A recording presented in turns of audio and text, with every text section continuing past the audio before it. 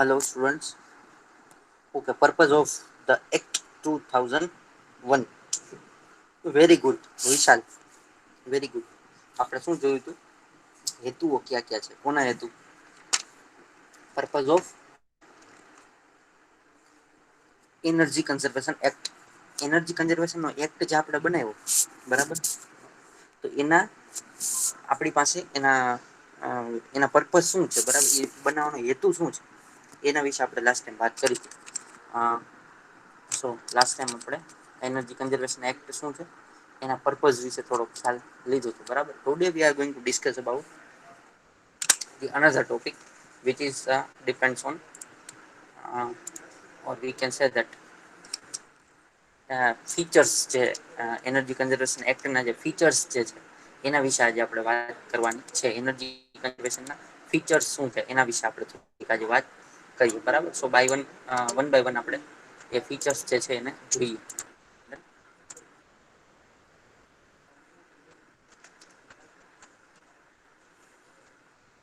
Okay, હજી કોઈ આવે છે? કોઈ આવતું હોય અને એડ કરવાના હોય તો મને કહેજો, બરાબર? એડ કરી દઈશ. Okay, so with that we move from. Okay, આવે છે, ચાલો આવી જ. ઓકે, જો એના પર્પઝ શું છે, importance features or important features of energy conservation act 2001, બરાબર? સો ફર્સ્ટ વન છે એની અંદર જો કે પહેલા તો એના ઇમ્પોર્ટન્ટ શું છે અથવા તો ઇમ્પોર્ટન્ટ ફીચર્સ શું છે એના વિશે પહેલા તો વાત કરીએ. સો એનર્જી કન્ઝર્વેશન જે એક્ટ જે છે એની અંદર કઈક જોગવાઈઓ પણ છે. એ આપણે એને રિલેટેડ થિંગ્સ જોઈએ પેલા એની થોડીક જોગવાઈઓ જોઈ લઈએ. એટલે કે પ્રોવિઝન શું છે એના વિશે વાત કરી લઈએ. તો એનર્જી પ્રોફાઈલ જે છે એ એનર્જી પ્રોફાઈલની એનર્જી મેનેજમેન્ટ અને એનર્જી ઓડિટની ક્ષમતા, બરાબર, એની કેપેબિલિટી છે અથવા તેની જે કેપેસિટી છે એને શું કરવી? મજબૂત કરવી. એ આપણો એક હેતુ છે, એક પ્રોવિઝન છે, બરાબર? કાયદાકીય એની જોગવાઈ છે. શું છે જોઈએ એની અંદર? આના માટે સમગ્ર દેશમાં 2004 અને 2005માં એનર્જી મેનેજર અને એનર્જી ઓડિટર માટે પ્રથમ અને દ્વિતીય નેશનલ સર્ટિફિકેટ પરીક્ષા સફળતાપૂર્વક પૂરી કરવામાં આવી. એટલે તમે છે ને એનર્જી ઓડિટની એક્ઝામ આપી શકો. Energy auditor as a energy auditor તમે એક્ઝામ આપી શકો અને તમે એનું સર્ટિફિકેટ લઈ શકો. એ એકવાર તમને એનું સર્ટિફિકેટ મળી જાય ને એક્ઝામ આપીને, બરાબર, પછી તમે એનર્જી ઓડિટ કોઈ પણ કંપનીમાં એનર્જી ઓડિટ કરી શકો. બરાબર, એ શું કરી તમે 10 મિનિટ ચાલુ રાખજો.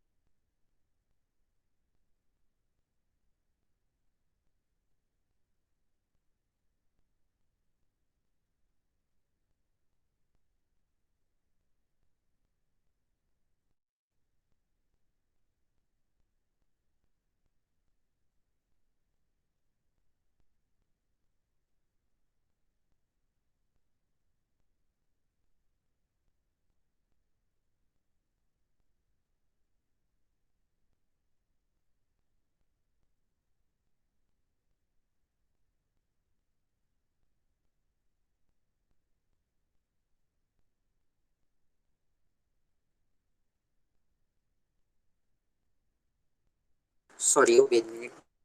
ઓકે, સો એના માટે એક્ઝામ આપે, બરાબર? એના માટે એક્ઝામ આવે. એક્ઝામ આપણે આપીએ ને તો એ પછી આપણે એનર્જી ઓડિટર થઈ ગયા. હવે જે એન્જિનિયર હોય ને એ એક્ઝામ આપી શકે ઇલેક્ટ્રિકલ મિકેનિકલ હોય અને એમાં તો કેવું કમ્બાઈન બધા ને રિલેટેડ ટેકનિક ભણવાનું આવે અને એના વિશેની એક્ઝામની તૈયારી કરવાની હોય કારણ કે એનર્જી ઓડિટ તો એનર્જી તો આપણે બચાવી ઇલેક્ટ્રિકલ ને બચાવી શકીએ મિકેનિકલમાં બચાવી શકીએ બરાબર અને કોઈ કેમિકલ ઇન્ડસ્ટ્રીઝ છે તો એમાં એનર્જી બચતી હોય જનરલી આવું હોય બરાબર ને તો આપણે એનર્જી તો દરેક જગ્યાએ બચાવી શકીએ તો એનર્જી દરેક જગ્યાએ જો આપણે બચાવી શકતા હોઈએ બરાબર તો આપણે એનો ખ્યાલ પણ હોવો જોઈએ ક્યાં ક્યાં એનર્જી બચે છે એનો પણ ખ્યાલ હોવો જોઈએ અને બીજું કે જે એનર્જી છે બરાબર એને બચાવવાના પ્રોવિઝન ક્યાં ક્યાં છે એના વિશે પણ આપને એ દરેક ડિપાર્ટમેન્ટની ખબર હોવી જોઈએ ખાલી એક જગ્યાની ખબર નહી દરેક જગ્યાની ખબર હોવી જોઈએ બરાબર તો એના વિશે એક વાત છે બરાબર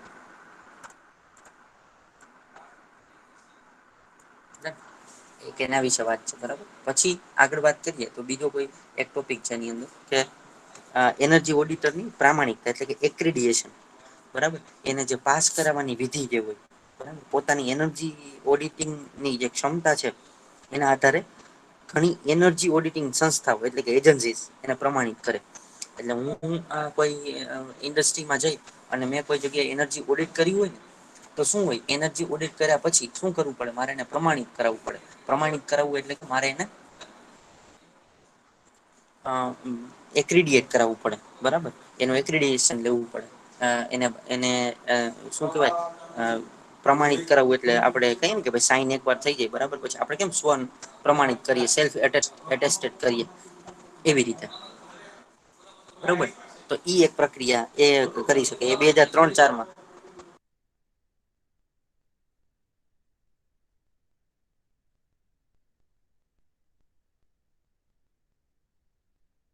ઓકે તો એ આપણે 2003-4 જે છે બરાબર એના સમયગાળા દરમિયાન 2000 થી વધારે એનર્જી ઓડિટિંગ પૂર્ણ કરેલ છે બરાબર અથવા તો કરવાની જરૂર પડે તો એ આપણે કરી શકીએ એના પછી છે વિવિધ ઔદ્યોગ સેક્ટર જે છે બરાબર એના માટે નોમ્સ નક્કી કરી શકીએ બરાબર એના આપણે ઇન્ડસ્ટ્રી માટે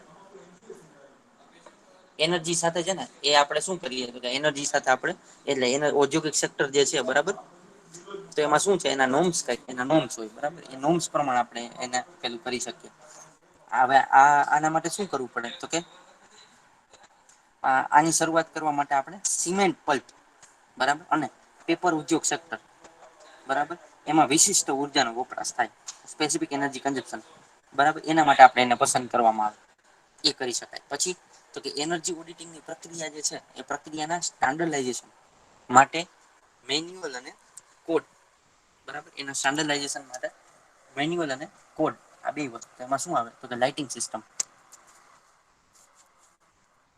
ઓકે લાઈટિંગ સિસ્ટમ ડ્રાયર કો જનરેશન બરાબર કો જનરેશન આપણે કરી શકીએ એના પ્લાન્ટ કરી શકીએ electric motor transformer fluid pipe જે છે સિસ્ટમ બરાબર એર કન્ડિશનર જે છે બરાબર જેવી 7 ટેકનોલોજી છે અથવા ઈક્વિપમેન્ટ છે એના માટે ડ્રાફ્ટ કોડ તૈયાર કરી શકાય બરાબર એના કોડ નક્કી કરવામાં આવે કોડ તૈયાર કરી શકાય અને જે આપણે સિલેક્ટડ કન્ઝ્યુમર્સ જે છે ડેઝિગ્નેટેડ કન્ઝ્યુમર્સ જે છે બરાબર એ કન્ઝ્યુમર ના સ્થળે યુટિલિટી ઇક્વિપમેન્ટના ફિલ્ડ ટેસ્ટિંગ એટલે કે જે જગ્યાએ વપરાતી હોય ઇક્વિપમેન્ટ જે વપરાતા હોય એનું ટેસ્ટિંગ કરવા માટે એનર્જી પરફોર્મન્સ ના ચોક્કસ કોડ બનાવવામાં આવે બરાબર એના કોડ નક્કી કરેલા હોય એટલે બીજું કઈ નહી પણ એની ક્વોલિટી ચેકિંગ કરવામાં આવે ક્વોલિટી ટેસ્ટ કરવામાં આવે બરાબર ને ઇક્વિપમેન્ટ ધ્યાન આપતા પસંદ કરેલ સંસ્થા જે છે બરાબર એની જાહેરાત એટલે કે રાજ્યમાં એનર્જી કન્ઝર્વેશન એક્ટ ના અમલ માટે રાજ્ય સરકારે કેટલીક રાજ્ય સ્તરની સંસ્થાઓને જાહેર કરેલ છે બરાબર નેશનલ લેવલની સંસ્થાઓને જાહેર કરેલ છે તો એની વાત છે પછી સ્ટાન્ડર્ડ અને લેબલ બરાબર એના વિશે વાત જે છે એક મિનિટ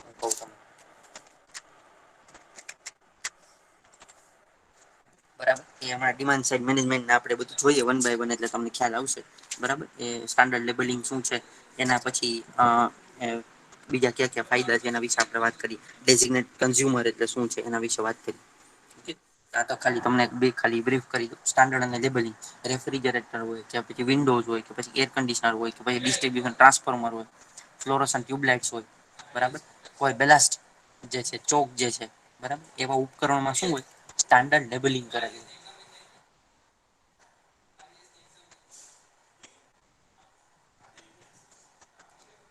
બરોબર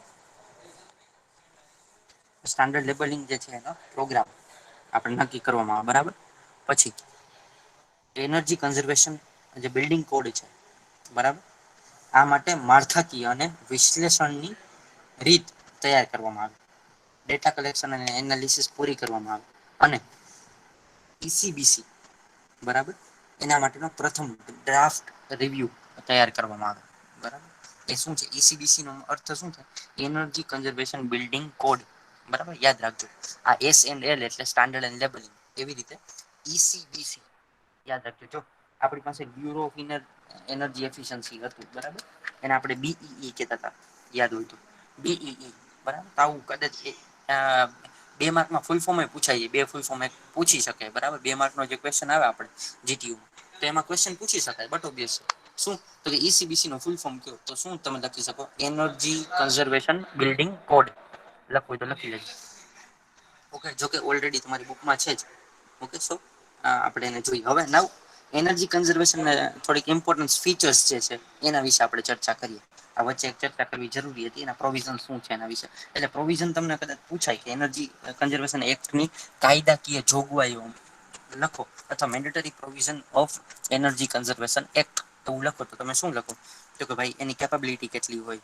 એનું એક્રિડિએશન કરાવવું પડે એના નોર્મ્સ પ્રમાણે વર્કિંગ કરાવવું પડે બરાબર સ્ટાન્ડર્લાઈઝેશન મેન્યુઅલ કોડ બનાવવા પડે આ મેન્યુઅલ કોડ બનાવે એટલે એ કેવી વસ્તુ થઈ ફરજિયાત થઈ ગઈ કાયદાકીય જોગવાઈ થઈ બરાબર એટલા માટે મેન્યુઅલ કોડ એ કેની અંડરમાં આવે છે તો કે મેન્ડેટરી પ્રોવિઝન્સ ઓફ મેન્ડેટરી પ્રોવિઝન્સમાં આવે છે ઓકે પછી નોટિફિકેશન ઓફ ડેઝિગ્નેટેડ એજન્સી બરાબર પસંદ કરેલી એજન્સી જે છે એ કઈ એજન્સી તો કે જ્યાં આપણે આપણું એક્રિડિટેશન કરાવી શકીએ મેં કોઈ ઇન્ડસ્ટ્રીનું ઓડિટ કર્યું છે બરાબર તો ઓડિટ કરીને મારે એ વેલિડ છે કે નહીં ક્યાંક મારે સ્થાપિત તો કરવું ને તો હું શું કરી શકું તો કે એજન્સીને રિપોર્ટ આપું એ રિપોર્ટ જોવે મેં જે ઓડિટ કરેલું છે બરાબર છે કે નહીં અથવા તો એ લોકો ઓડિટ કર્યું છે તો એના ઉપર શું કરે એક્રિડિએટ કરે બરાબર એની ઉપર સિક્કો લગાવે કે તો મોહર લગાવે કે આ વસ્તુ જે છે સાચી છે આ પ્રમાણે તમે અમલ કરશો તો તમારી ઇન્ડસ્ટ્રીની અંદર એનર્જી બચશે તમારી બરાબર એમાં એનર્જી જે તમે યુઝ જે છે બરાબર એ તમારો ઘટશે એનર્જીમાં વધારો થશે બચશે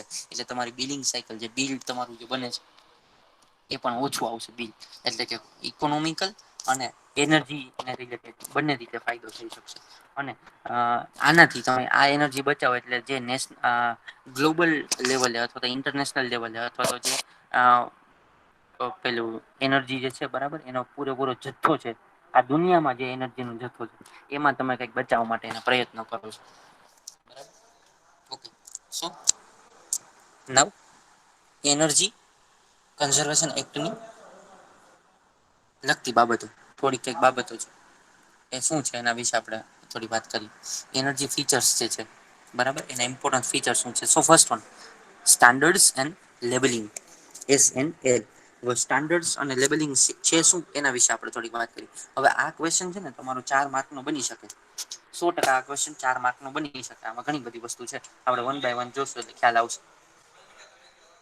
બરાબર સર્ટિફિકેશન થી લઈને બધી જ વસ્તુ છે 7-8 વસ્તુ છે એના વિશે આપણે વન બાય વન જોઈએ એટલે તમને ખ્યાલ આવશે ઓકે સો ફર્સ્ટ વન આ એનર્જી એફિસયન્સી જે છે બરાબર એને સુધારવાની મુખ્ય પ્રવૃત્તિઓ છે બરાબર એનર્જી એફિસયન્સી જે છે તો એને સુધારવાની પ્રવૃત્તિ શું છે તો કે આ સ્કીમને 18 મે 2006 બરાબર 18 મે 2006 ના રોજ અમલમાં મુૂકવામાં આવ્યું પેલી વાત હવે આમાં શું છે તો કે હાઉસ હોલ્ડ જે ઇક્વિપમેન્ટ છે એને સ્ટાર રેટિંગ આપણે જે સ્ટાર રેટિંગ નો કોન્સેપ્ટ જે છે ને એ આમાં પણ લાગુ પડે અથવા તો આપણે એનું ડિસ્કશન આમાં પણ કરી શકીએ 100% કરી શકીએ બરાબર તો કે જે ઇક્વિપમેન્ટ જે છે બરાબર હાઉસ હોલ્ડ ઇક્વિપમેન્ટ અથવા ડોમેસ્ટિક ઇક્વિપમેન્ટ છે બરાબર એને આપણે શું કરવાનું છે એને સ્ટાર રેટિંગ આપવાના છે હવે સ્ટારની સંખ્યા 1 થી 5 સુધીમાં આપણે આપી શકાય હવે 6 સ્ટાર રેટિંગ આવ્યા અત્યાર સુધી 5 સ્ટાર રેટિંગ જ હતા હવે 6 પણ આવે છે ઓકે સ્ટાર રેટિંગ આપી શકાય જેમ સ્ટારની સંખ્યા વધારે એમ એનર્જી નું સેવિંગ વધારે એનર્જી નું કન્ઝર્વેશન વધારે બરાબર અને કન્ઝપ્શન ઓછું કન્ઝર્વેશન અને કન્ઝપ્શન આ બંનેમાં ડિફરન્સ છે બરાબર એનર્જી કન્ઝર્વેશન કન્ઝર્વ કરવી બચાવી અને કન્ઝપ્ટ કરવી બરાબર અથવા કન્ઝ્યુમ કરવી એનું મિનિંગ શું થયું તો કે એને આપણે વાપરીએ છીએ યુઝ કરીએ અહિયાં શું થાય છે સેવિંગ થાય છે ઓકે સો કન્ઝ્યુમર ને બરાબર, અથવા કન્ઝ્યુમર તે પ્રમાણે ઇક્વિપમેન્ટની ખરીદી કરી શકે છે. આ માટે આપણે શું કરીએ છીએ, તો કે 12 ઇક્વિપમેન્ટ્સ એને પસંદ કરેલા છે. 12 ઇક્વિપમેન્ટમાં ક્યાં ક્યાં? તો કે એસી છે, ટ્યુબલાઇટ છે, બરાબર. ફોસ્ટ ફ્રી જે રેફ્રિજરેટર સિસ્ટમ આવે છે એ છે. ડિસ્ટ્રીબ્યુશન ટ્રાન્સફોર્મર, ઇન્ડક્શન મોટર, બરાબર. પછી ડાયરેક્ટ ફૂડ ફ્રીજ છે, મોટા ફ્રીજ આવે છે ને એ, geyser, ceiling fan, colour TV, બરાબર. પછી એગ્રીકલ્ચર પંપ સ્ટેટ જે છે એ, બરાબર. પછી એલપીજી સ્ટવ અને વોશિંગ મશીન, બરાબર. આ વસ્તુ આમાંથી 4 ઇક્વિપમેન્ટ છે ને એ 4 જાન્યુઆરીમાં એને ફરજિયાત કરી દીધા, પણ આ 12 ઇક્વિપમેન્ટ જે છે એ 12 ઇક્વિપમેન્ટમાં સ્ટાન્ડર્ડ લેબલિંગ જરૂરી છે. તો એક આપણે સ્ટાન્ડર્ડ લેબલિંગ બનાવી અને એનર્જીને બચાવી શકીએ, આ પહેલી વાત. બીજું શું કરી શકીએ, તો કે demand side management. Demand side management એટલે શું? જે બાજુ ડિમાન્ડ છે, જે બાજુ એનર્જીને યુઝ કરાવવાની છે અથવા કરવાની છે, એ બાજુ મેનેજમેન્ટ કરી શકીએ. ડિમાન્ડ સાઇડ મેનેજમેન્ટમાં તમે ન આપણે ઉપયોગમાં હોય એવી ખાલી એક પંખો કે લાઈટ, જે તમારી લાઈટ જે છે એને બંધ કરી દો ને તો એ પણ ડિમાન્ડ સાઇડ મેનેજમેન્ટ કહી શકાય. 100% કહી શકાય, બરાબર. પણ ડિમાન્ડ સાઇડ મેનેજમેન્ટની ઇલેક્ટ્રિસિટી જે છે એનો કાર્ય દક્ષ ઉપયોગ કરવો, બરાબર. અને પાવર શોર્ટેજ નિવારી શકાય, બરાબર. અથવા તો પાવર કેપેસિટી છે એને એક્સપાન્શનના ખર્ચમાં ઘટાડો કરી શકાય, તો એ ડિમાન્ડ સાઇડ મેનેજમેન્ટ છે. હવે પાવર કેપેસિટીની એક્સપાન્શનમાં ઘટાડો કરવો એટલે શું? આ વર્ષે મારા ઘરમાં મારે ફોર એક્ઝામ્પલ કે હું કોઈક 300, 400, 200 વોટેવર જે કેડબલ્યુ નો યુઝ કરું છું, યુનિટ નો યુઝ કરું છું, હું દર મહિને ચાલો 150 અથવા 200 યુનિટ યુઝ કરું છું, નો ડાઉટ. ચાલો, હવે મારા ઘરમાં ત્યારે એસી નહોતું, હવે મારા ઘરમાં શું આવ્યું, તો કે એસી આવ્યું, બરાબર. એસી આવ્યું તો મારું શું થયું, ડિમાન્ડમાં વધારો થયો. હવે પીજીવીસીએલ વાળાને મને પ્રોવાઈડ કરવું જ પડશે. તો એને પ્રોવાઈડ કરવા માટે એની જે કેપેસિટી છે એનું એક્સપાન્શન કરવું પડે, એમાં વધારો કરવો પડે. કઈ રીતે? તો કે ભાઈ હવે મારે 50 યુનિટ વધારે જોઈએ છે દર 2 મહિને, ફોર એક્ઝામ્પલ. તો એ 50 યુનિટ હું પૈસા દઈને ખરીદી તો લઈશ, પણ એને બનાવવા તો પડશે ને, બરાબર. એને જનરેટ તો કરવા પડશે. તો એને જનરેટ કરવા છે તો એની જનરેટની કેપેસિટીમાં વધારો કરવો પડશે. હવે આવો તો હું એક વ્યક્તિ છું. આવા ગુજરાતમાં દર વર્ષે એક વર્ષ પૂરું થાય ને બીજા વર્ષે ઘણા બધા એસી લેવાતા હશે ને, બરાબર. તો એને ડિમાન્ડમાં એને 1 MW કે 2 MW કે 10 MW વોટેવર, બરાબર. કેવી એમાં એને વધારો કરવો પડશે. તો વધારો કરશે એનો મિનિંગ શું, અથવા વધારો કરવો પડે છે એનો મિનિંગ શું થયો, તો કે એની જે કેપેસિટી છે એને એક્સપાન્ડ કરવી પડશે. એને શું કરવી પડશે?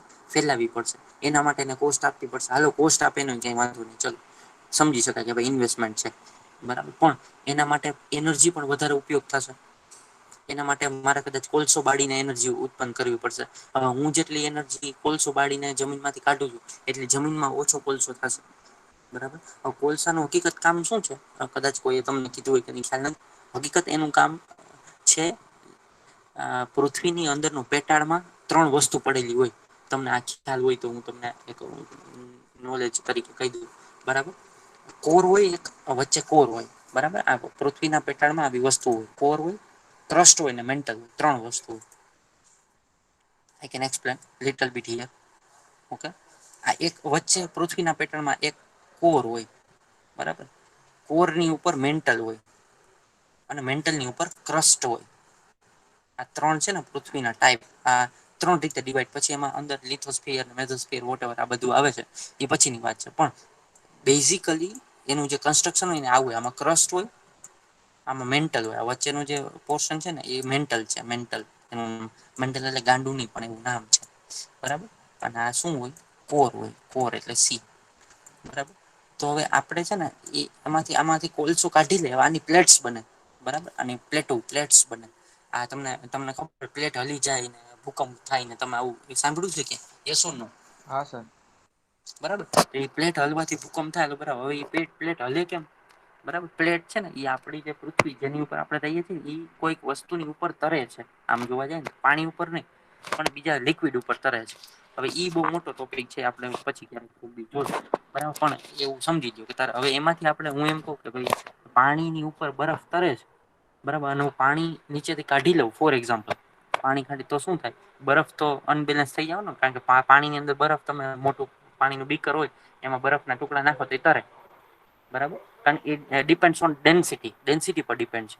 બરાબર બરફની ડેન્સિટી ઓછી છે અને પાણીની વધારે છે તો પાણી ઉપર બરફ તરે બસ આવી જ રીતે જે લિક્વિડ અંદર પૃથ્વીની પેટાળમાં છે ને લિક્વિડ છે. લિક્વિડ પછી પાછું જો કે સોલિડ છે કોરની અંદર પણ લિક્વિડ જનરલી છે એટલે લિક્વિડ ઉપર જે સોલડ પાર્ટ છે ને તરે છે. એ પ્લેટ્સ બધી અને પછી એની ઉપર ને અંદર બે જગ્યાથી પ્રેશર આવે છે. હતી એક જ વસ્તુ પણ પ્રેશર આવવાને લીધે એમાં કટકા થઈ ગયા. એટલે એને આપણે પ્લેટ થી ઓળખીએ છીએ લગભગ 20 થી 22 જેટલી પ્લેટ છે. અને એમાંથી 8 થી 9 પ્લેટ તો જાણીતી છે. બરાબર એમાં યુરો એશિયન આ તેને એ બધી પ્લેટ્સ છે. ઓકે તો કેવાનો અર્થ છે કે એની અંદર થી હવે તમે કોઈ વસ્તુ કાઢી લેશો ફોર એક્ઝામ્પલ કોલસો ક્રૂડ ઓઇલ્સ આ બધું કાઢી લેશો તો શું થશે એ પ્લેટ અનબેલેન્સ થશે. બરાબર પ્લસ જમીનને પોતાની કેપેસિટી છે મોઈસ્ચરને કન્ટેન કરવાની મોઈસ્ચરને એબ્ઝોર્બ કરવાની. મોઈસ્ચર એબ્ઝોર્બ કરે ને તો એ તમારી જમીન સારી રહે એવું કહી શકાય. હવે મોઈસ્ચર જ ન હોય તો શું થાય તો કે સુકાવ પથરાળ જમીન થઈ ગઈ. બરાબર અને એમાં જે ફર્ટિલિટી આવી જોઈએ આવે નહી બરાબર. એમાં નાઇટ્રોજનનું પ્રમાણ હોય જમીનની અંદર આવા બધા જુદા જુદા પ્રમાણ એના હોય. બરાબર એમાંથી તમે કોલસો કાઢી લો ને તો કોલસાની પોતાની કેપેસિટી છે મોઈસ્ચરને એબ્ઝોર્બ કરવાની. મોઈસ્ચર પોતે કન્ટેન્ટ રાખી શકે પોતાની પાસે. હવે કોલસો જ કાઢી લે તો એની અંદર મોઈસ્ચર કન્ટેન્ટ ન હોય. મોઈસ્ચર કન્ટેન્ટ જમીનની અંદર ન હોય બરાબર તો એ શું થાય લાવા જે છે. બરાબર અંદરનું જે આજે હું કઉ છું ને મેન્ટલ ને ક્રસ્ટ આ છે ને આ સોલિડ સ્ટેટમાં હોય તમારું જે ક્રસ્ટ જે છે ને ઉપરની સપાટી એ સોલિડ સ્ટેટમાં હોય. સોરી સોલિડ સ્ટેટમાં હોય સોલિડ સ્ટેટમાં બરાબર પછી જે આ મેન્ટલ છે ને સેમી સોલિડ સ્ટેટમાં હોય સેમી સોલિડ સ્ટેટમાં હોય. અને કોર જે છે ને એ પ્યોર લિક્વિડ સ્ટેટમાં હોય. બરાબર એટલે લિક્વિડ સ્ટેટ છે ને લાવા છે તમારો. હવે તમે સોલિડ અથવા સેમી સોલિડ માંથી બરાબર સેમી સોલિડ ને કાઢી લ્યો એટલે અંદર શું થાય જે કોર ની અંદર લિક્વિડ છે ને સેમી સોલિડમાં આવવાની ટ્રાય કરે. અથવા તો એ ક્રસ્ટમાં આવવાની ટ્રાય કરે એટલે લાવા રસ બહાર નીકળે આ સિમ્પલ વસ્તુ છે. ક્લિયર આપણે થોડા જીઓગ્રાફીમાં વયા ગયા. પણ ઇટ્સ ઓકે બરાબર આ ટોપિકને સમજવા માટે આ વસ્તુ થી વધારે તમે સમજી શકો કઈ થોડું ઘણું સમજાણું કે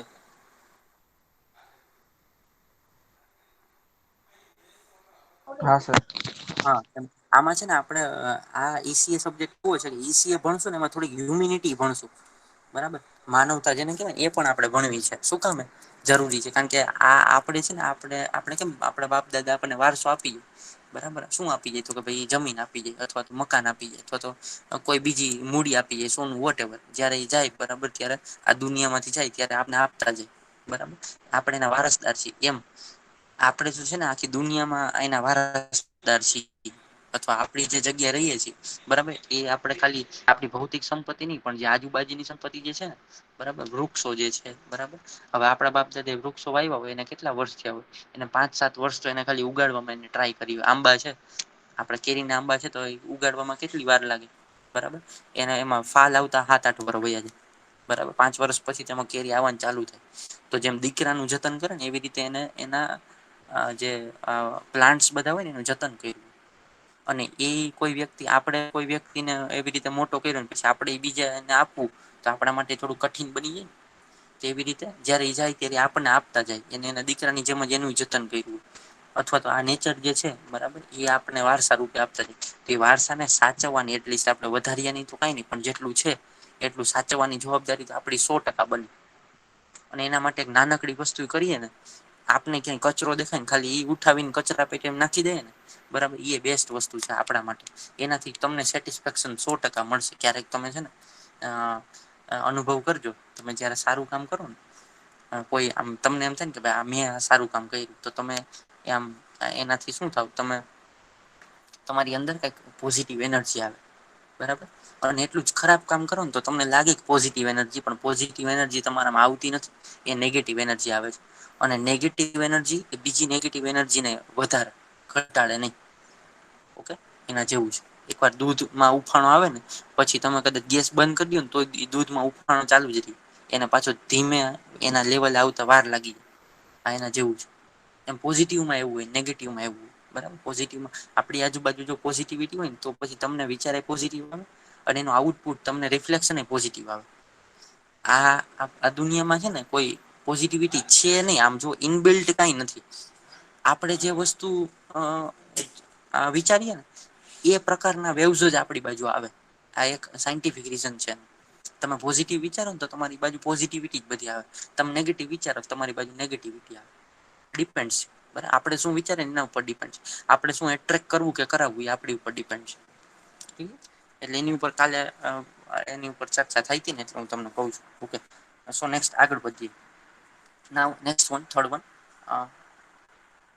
આપણે 5 મિનિટ પૂરું કરી દઈએ વાંધો નહીં કારણ કે ટોપિક છે આપણી પાસે કરવા માટે ઓકે. સો નેક્સ્ટ વન છે એનર્જી કન્ઝર્વેશન બિલિંગ કોડ. આપણે જે હમણાં વાત કરીએ ઈસીબીસી એનર્જી કન્ઝર્વેશન બિલિંગ કોડ બરાબર કોડ એને 25 મે 2007 એને સ્થાપિત કરવામાં લોન્ચ કરવામાં આવ્યું હતું. ઓકે બિલ્ડિંગ નો કનેક્ટેડ લોડ 100 કેડબલ્યુ છે અથવા તેની કોન્ટેક્ટ ડિમાન્ડ 120 કેવીએ છે. બરાબર એવી વસ્તુને આવરી લેવામાં આવે એટલે બિલ્ડિંગમાં 100 કેડબલ્યુ નો લોડ હોય ને લોડ એના ઉપર પીજીવીસીએલ વાળા આપડી ઘરે આવે અથવા તો એને ક્યાંય કોઈ જગ્યાએ ટ્રાન્સફોર્મર કે કઈ નવો સપ્લાય આપવો હોય ને તો એને પેલા શું કરવું પડે જે એનર્જી કન્ઝર્વેશન જે છે કન્ઝપ્શન જે છે બરાબર એનું એને કેલ્ક્યુલેશન કરવું પડે અહીંયા આટલા લોડ ની ડિમાન્ડ છે. કારણ કે એને અલ્ટિમેટલી લોડ તો આપવો જ પડે. બરાબર તો ડિમાન્ડ છે તો કેટલી ડિમાન્ડને સર્વાઈવ કરી શકશે. આ ખેતી વાડીમાં ટ્રાન્સફોર્મર નાખીને સપ્લાય આપે એમાં વાર લાગે એનું કારણ શું છે. કારણ કે સપ્લાય આપતા પેલા એ લોકોને ડિમાન્ડ વિચારવી પડે. બરાબર કે આટલી ડિમાન્ડ છે તો હું આ જગ્યા આપીશ તો હું એને પહોંચી વળીશ આપવા માટે પહોંચી વળીશ કે નહીં એ પ્રમાણે સપ્લાય એટલે કનેક્શન આપતા વાર લાગે છે. કારણ કે એને એટલું જનરેટ તો કરવું ને પછી બચત લેમ્પ યોજના આ એક કરી શકાય બરાબર એનર્જી કન્ઝર્વેશન કરવા માટે બચત લેમ્પ યોજના ઉજ્જવલા યોજના આપણે જે હમણાં વાત કરી હતી. સીએફએલ લેમ્પ આપવાની યોજના છે આ યોજનામાં 400 મિલિયન લેમ્પ બદલવાનું ધ્યેય છે લક્ષ્ય છે જે ફિલામેન્ટ લેમ્પ હતા હવે લગભગ બધાની ઘરે આ તો 5 વર્ષ પહેલાની યોજના છે. અથવા એનાથી પણ વધારે વર્ષની બરાબર અને આનાથી કેટલી એનર્જી બચાવી શકાય 4000 MW megawatt 4000 megawatt you just think about it બરાબર આ બચાવી શકાય અને એના લીધે ઘટાડો થઈ શકે કેમાં તો કે પાવરની ડિમાન્ડ છે એમાં ઘટાડો કરી શકાય. અને લગભગ 24 મિલિયન ટન સાંભળજો 24 મિલિયન ટન કાર્બન ડાયોક્સાઇડ ના એમિશનમાં ઘટાડો કરી શકાય. 24 મિલિયન ટન કાર્બન ડાયોક્સાઇડ ના એમિશનમાં ઘટાડો એટલે જે બહાર નીકળે ને કાર્બન ડાયોક્સાઇડ એ નીકળે નહીં. બરાબર ભારતના ઘણા રાજ્યોમાં આ યોજનાઓ ચાલુ છે આ રીતે પાવર તમારો જે છે એને બચાવી શકાય than after the designated consumers બરાબર હવે ડેઝિગ્નેટેડ કન્ઝ્યુમરની થોડીક ઇન્ડસ્ટ્રીઝ છે એના હું ખાલી નામ ભૂલી જાઉં બરાબર ડેઝિગ્નેટેડ કન્ઝ્યુમર એટલે શું એની કઈક જોગવાઈ બરાબર એના નોમ્સમાં જે આવતા હોય ને એ કન્ઝ્યુમરને આપણે ડેઝિગ્નેટેડ કન્ઝ્યુમર્સ કહી શકીએ. બરાબર એને પ્રમાણિત કરેલા એનર્જી ઓફિસર દ્વારા એનર્જી ઓડિટ કરાવવું પડે. એ ઓડિટ કરાવ્યા પછી જ એને આપણે કહી શકીએ કે આ ભાઈ ડેઝિગ્નેટેડ કન્ઝ્યુમર છે. એનું લિસ્ટ જે છે અને ફરજિયાત એ લોકોને એનર્જી ઓડિટ કરાવવું જ પડે. એલ્યુમિનિયમ ઇન્ડસ્ટ્રીઝ છે fertiliser iron and steel cement pulp અથવા પેપર નહીં હોય બરાબર પછી આલ્કલી ઇન્ડસ્ટ્રીઝ હોય એટલે પેલી જે બધી ઇન્ડસ્ટ્રી સુગરની ઇન્ડસ્ટ્રી ટેક્સટાઇલ એટલે સુરતનું જે માર્કેટ જે છે. પછી ડ્રગ ઇસ્ટ ઇન્ડસ્ટ્રીઝ હોય બધી અથવા ફાર્માસ્યુટિકલ ઝોન જેને કહેવાય અંકલેશ્વરનું જે છે ભરૂચનું બરાબર કેમિકલ ઇન્ડસ્ટ્રી છે રેલવેમાં પોર્ટ ટ્રસ્ટ હોય છે એમાં બરાબર પોર્ટની જે વસ્તુ છે ટ્રાન્સપોર્ટેશન સેક્ટર બરાબર પેટ્રોકેમિકલ્સ ગેસ ક્રેકર બરાબર એ બધું આવે એની અંદર ગેસ ક્રેકર જે આવે thermal power plant hydro power plant આ બધા પાવર પ્લાન્ટ આવે ઇલેક્ટ્રિસિટી ટ્રાન્સમિશન ઇન્ડસ્ટ્રીઝ આ બધામાં એનર્જી ઓડિટ કરવું ફરજિયાત છે. તો જે તમારે ડેઝિગ્નેટેડ કન્ઝ્યુમરમાં આવી શકો નહીંતર પછી એની પેનલ્ટી બધું અલગ અલગ હોય. બરાબર એટલે કે વસ્તુ છે અને then after the last one is promotion okay it is most important promotion બરાબર પ્રમોશન અથવા promoting the energy efficiency in small and medium enterprises બરાબર એસએમઈ ઇન્ડસ્ટ્રી જેને કહેવાય બરાબર તો એનું પ્રમોશન થવું જરૂરી છે નાના ઉદ્યોગોમાં એનું પ્રમોશન થવું જરૂરી છે બરાબર એને ફેલાવવું જરૂરી છે.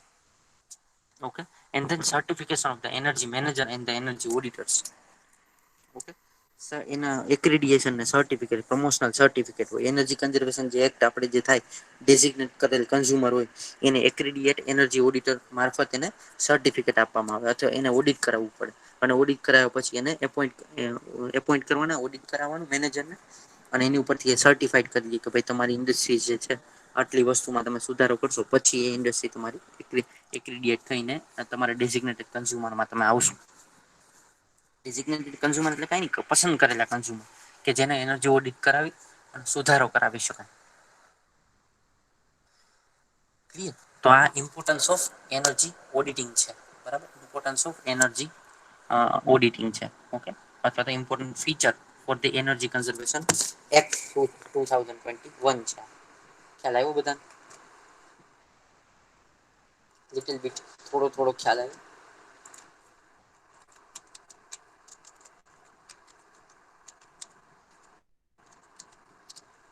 તમને આ રિલેટેડ કઈ ક્વેશ્ચન ખરા?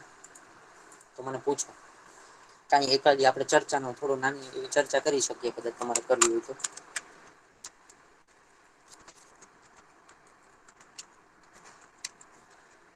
Hello hello